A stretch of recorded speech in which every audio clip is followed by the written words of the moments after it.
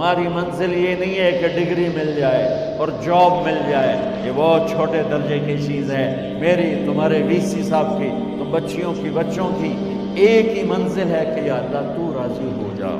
اللہ تجھے مرنے سے پہلے پہلے حاصل کرنا ہے، ڈھونڈنا ہے، پا لینا ہے، راضی کر کے مرنا ہے۔ لیتک تحلو والایام مریرۃ ولیتک ترضی والانام غضاب ولیت الذی بینی وبینک عامر وبینی وبین العالمین خراب ولیت الشراب من ودادک صافیا وشربی من ماء المعین السراب فاذا صح منک الود فالکل حین وکل الذی فوق التراب التراب۔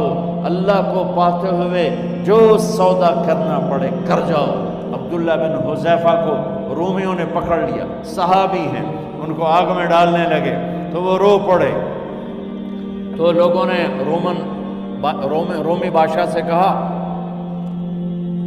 کہ یہ رو پڑا ہے، ڈر گیا ہے، ان کا لے آؤ، میرے پاس لے آؤ۔ ان کو واپس لائے تو رومن بادشاہ نے پوچھا کیوں روئے ہو، موت سے ڈر گئے ہو؟ کہنے لگے موت تو ہمارے لیے سب سے بڑا تحفہ ہوتا ہے، میں اپنی بے بسی پہ رویا ہوں۔ کہ کیا بے بسی ہے؟ کہ بے بسی یہ ہے کہ ایک جان ہے آگ میں گرتے ہی جل کے راکھ ہو جائے گی، کاش میرے جسم پر جتنے بال ہیں اتنی میری پاس جانیں ہوتی اور میں ایک ایک جان کو اللہ کے نام پہ قربان کرتا۔ آج مرنے کا مزہ نہیں آ رہا، اس پہ رویا ہوں۔ تو بادشاہ اتنا حیران ہوا، انہوں نے کہا تو میرا ماتھا چوم دے اور میں تمہیں آزاد کرتا ہوں۔ تو اس کا ماتھا چوما، انہوں نے چھوڑ دیا۔ 2000 سال پیچھے چلے جائیں، فرعون دنیا کا واحد انسان ہے جس نے کہا انا ربکم الاعلی، میں سب سے بڑا رب ہوں، اور اپنے آپ کے رب ہونے کا دعویٰ انسانوں میں صرف فرعون کا ہے۔ اس کی باندی مسلمان ہو گئی، موسیٰ علیہ السلام کا کلمہ پڑھ لیا، ایمان چھپتا نہیں، وہ پتہ چل گیا۔ فرعون نے اس کو پکڑوایا، اس کی 2 بچیاں، ایک دودھ پیتی ایک ساتھ چلتی، اور اس نے اپنے دربار میں کڑاہ میں تیل ڈلوایا، نیچے آگ لگوائی، تیل ابلنے لگا۔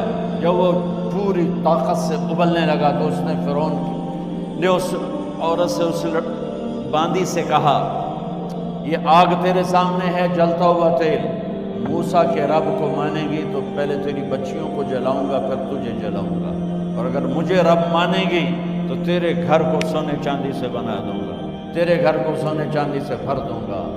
اللہ کا پا لینا یہ میری آپ سب کی معراج ہے، اور اللہ کو کھو دینا میرے آپ سب کے لیے ہلاکت اور تباہی ہے۔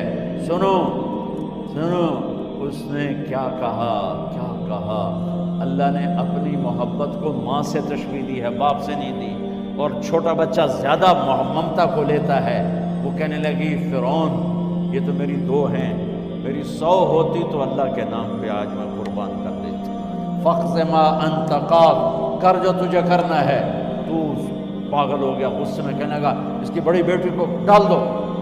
تو انہوں نے اس کو یوں ٹانگوں سے پکڑا اور وہ چیختی چلاتی ہوئی تھی۔ ماں کا ایک بول اس کی جان بچا سکتا تھا، اور پھر گھر جا کے توبہ کر لیتی۔ وہ کہتی اللہ مجھے معاف کر دے، میں نے کلمہ کفر کہا۔ اس کو ٹانگوں سے پکڑا ہوا ہے، اس کے ہاتھ نیچے جھول رہے ہیں، اور وہ اماں بھی کہہ رہی کہ مجھے بچا لو۔ ماں نے اپنی آنکھوں سے بچی کو تیل میں یوں ڈوبتے دیکھا، اور پھر وہ ابھری جیسے مچھلی تلنے کے لیے، جیسے مچھلی تلی جاتی تو باہر آ جاتی، اوپر آ جاتی، تو وہ ایسے بلبلے اٹھ رہے تھے۔ وہ ایک ہی لمحے میں اس کی تو جان گئی، ایک آنسو کا قطرہ اس نے نہیں نکلنے دیا اپنی آنکھوں سے، اور اپنے دل کو جب مضبوط کیا تو میرے رب کی غیرت، میرے رب کی رحمت محبت حرکت میں آئی۔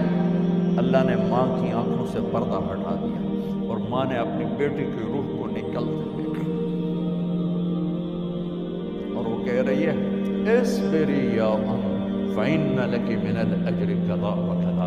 ماں جی ڈرنا نہیں، صبر کرو، جنت تیار ہے، جنت تیار ہے، خوش رہو۔ معصوم بچی کو تو پتہ بھی نہیں تھا کہ کیا ہونے والا ہے، اس کو پکڑ کے یوں ڈالا، اس کی تو آہ بھی نہ نکلی، اور وہ مچھلی کی طرح تلی گئی۔ اب پھر ماں کا کلیجہ پھٹا، اللہ نے پھر آنکھوں سے پردہ ہٹایا، اور انہیں اپنی بچی کی روح کو نکلتے دیکھا، اور وہ کہہ رہی ہے اصبری یا فإن لک من الاجر کذا وکذا، ماں جی تھوڑی دیر کا صبر، جنت تیار ہے، جنت تیار ہے، جنت تیار ہے۔ اللہ کو پایا سب کچھ پایا، اللہ کو کھو دیا سب کچھ کھو دیا۔ جب اس کو پکڑ کے لے جانے لگے، اس نے فرعون کو دیکھا، فرعون اس کی آنکھوں میں آنکھیں نہیں ڈال سکا، نظریں نیچے ہو گئی اس کی۔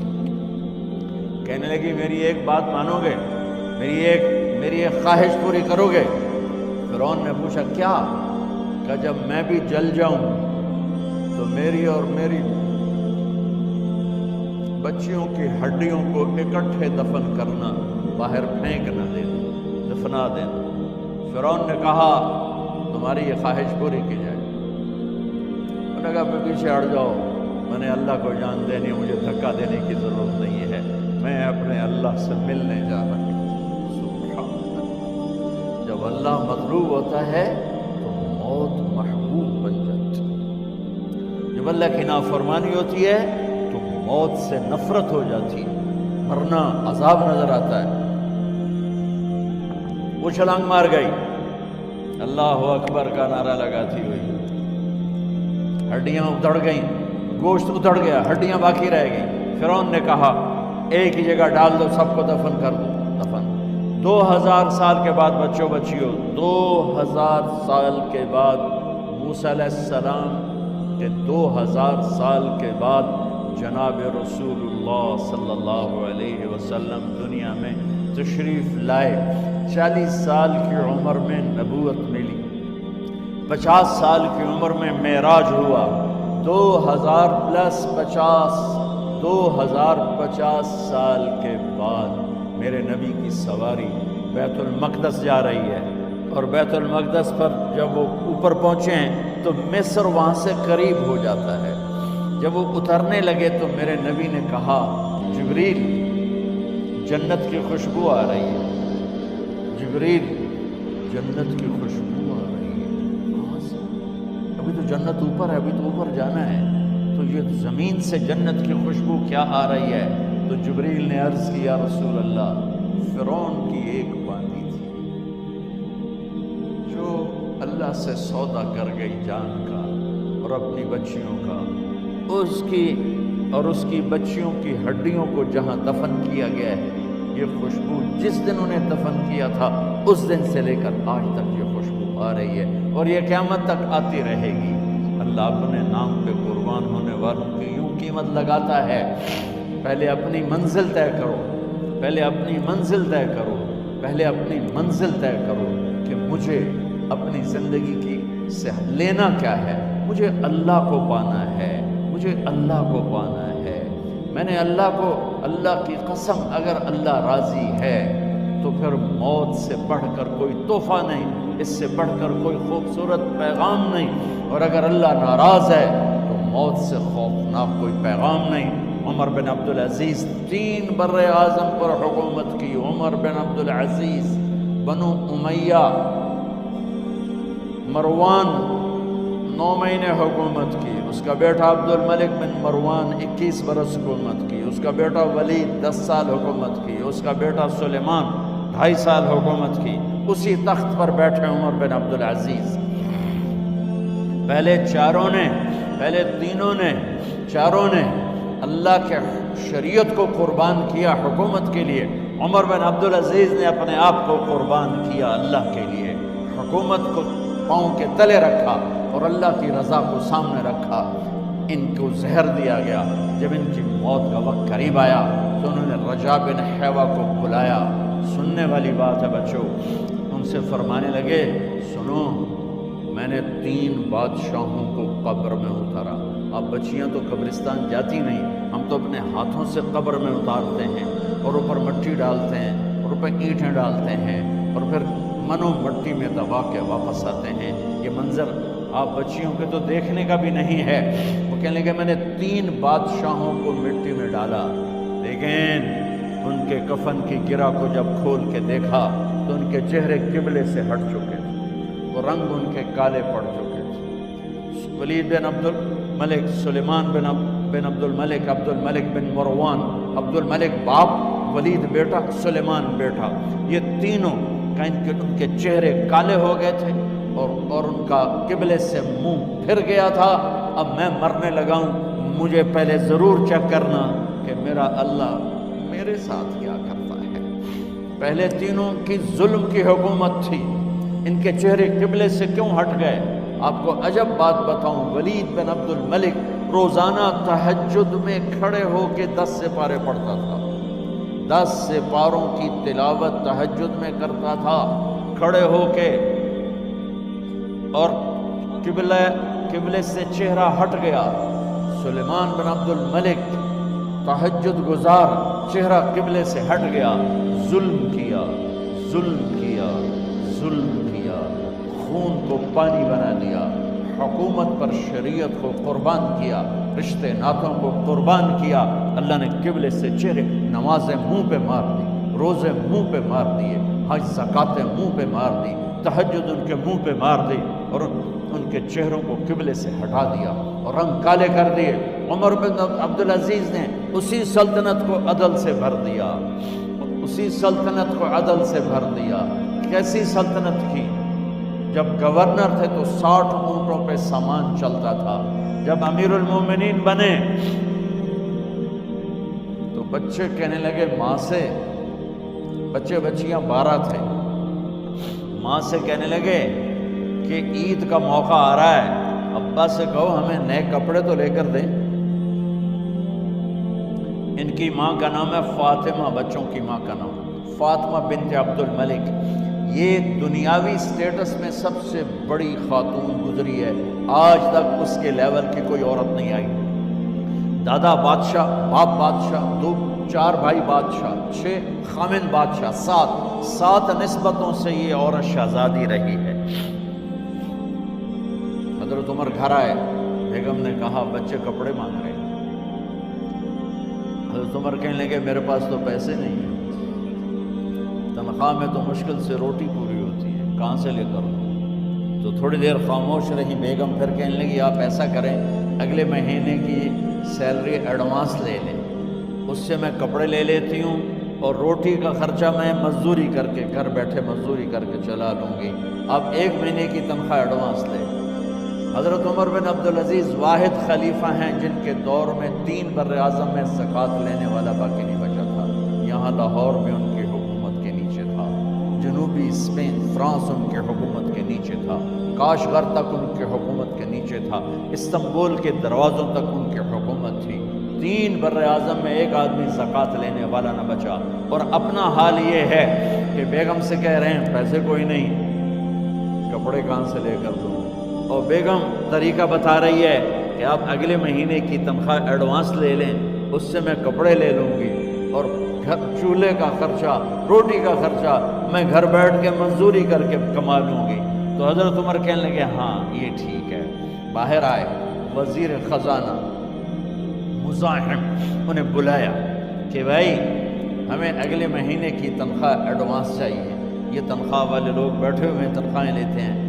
اس نے کاغذ قلم آگے رکھ دیا، کہا حضرت یہاں لکھ کے دے دیں، آپ 1 مہینہ زندہ رہیں گے میں تنخواہ دے دیتا ہوں، آپ مجھے لکھ کے دے دیں آپ 1 ماہ زندہ رہیں گے میں آپ کو تنخواہ دے دیتا ہوں۔ چپ کر کے اٹھے، ایک لفظ نہیں بولے، گھر گئے۔ حضرت اپنی بیگم فاطمہ سے کہا بیگم بچوں سے کہہ دو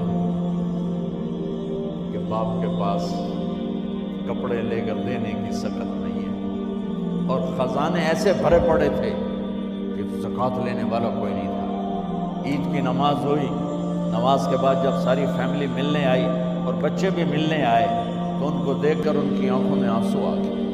کہنے لگے بچوں آج تمہیں دکھ تو ہوگا اپنے باپ پر کہ ایک جوڑا کپڑا بھی لے کر نہ دیا عید کا۔ تو ان کے ایک بیٹے نے کہا ابا جان آج آپ بڑے خوش ہیں، ہمارا سر اونچا ہے کہ ہمارے باپ نے مسلمانوں کے مال پہ ڈاکہ نہیں ڈالا، ہمیں قربانی کا بکرا بنایا، لیکن مسلمانوں کے مال میں خیانت نہیں کی۔ یہ ان کا طرز حکومت تھا، اس طرح انہوں نے حکومت کی۔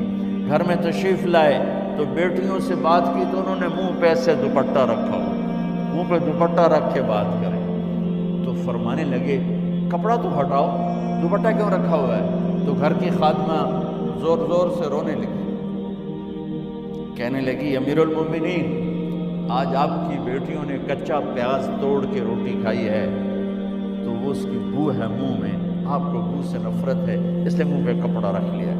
تو حضرت عمر اتنا روئے کہ ان کی داڑھی تر ہو گئی۔ کہنے لگے آخر میں جب تھوڑا آسرے میں آئے کہ میری بیٹیوں تمہارا باپ تمہیں بڑے اچھے کھانے کھلا سکتا ہے لیکن میں جہنم کو برداشت نہیں کر سکتا، میں جہنم کی آگ برداشت نہیں کر سکتا۔ اب مرنے کا وقت آ گیا۔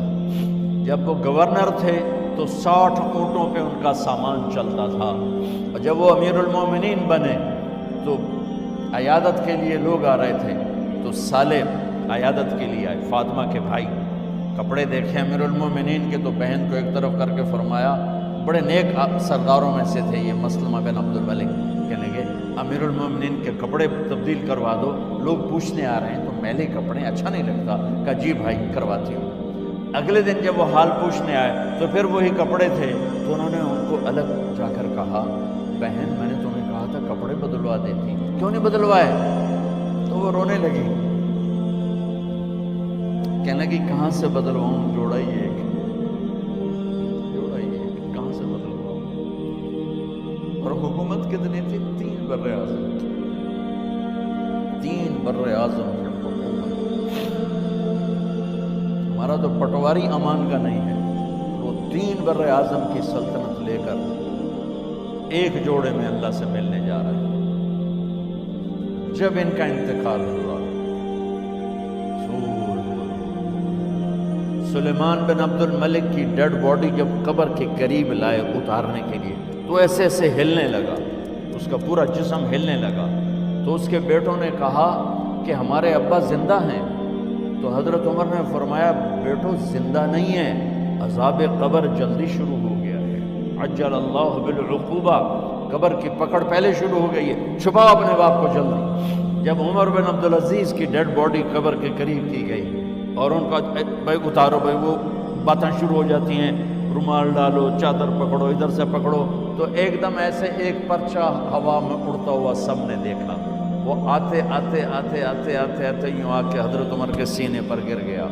سب دیکھ رہے ہیں۔ جب پرچے کو اٹھا کے دیکھا گیا تو اس پہ ایک سطر پہ لکھا تھا بسم اللہ الرحمن الرحیم، اور دوسری سطر پہ لکھا تھا براءۃ من اللہ لعمر بن عبد العزیز من النار، یہ عمر کے لیے جہنم کی آگ سے نجات کا پروانہ۔ 3 بر اعظم کی سلطنت لے کر وہ جنت کا پروانہ لے کر دنیا سے گئے۔ جب ان کو قبر میں اتارا گیا تو انہوں نے رجا بن حیوہ سے فرمایا تھا 3 بادشاہوں کے چہرے دیکھے قبلے سے پھر گئے، رنگ کالے پڑ گئے، مجھے تم نے دیکھنا ہے کہ کیا ہوتا ہے؟ تو رجا فرماتے ہیں جب میں قبر میں اترا اور ان کے کفن کی گرہ کو کھول کے دیکھا تو چہرہ قبلے کی طرف فکس تھا، اور مجھے یوں لگا جیسے 14ویں رات کا چاند قبر میں اتر آیا۔ میرے عزیزو، طلبہ و طالبات، اللہ کو اپنی منزل بناؤ، اللہ کو اپنی منزل بناؤ، اللہ کو اپنی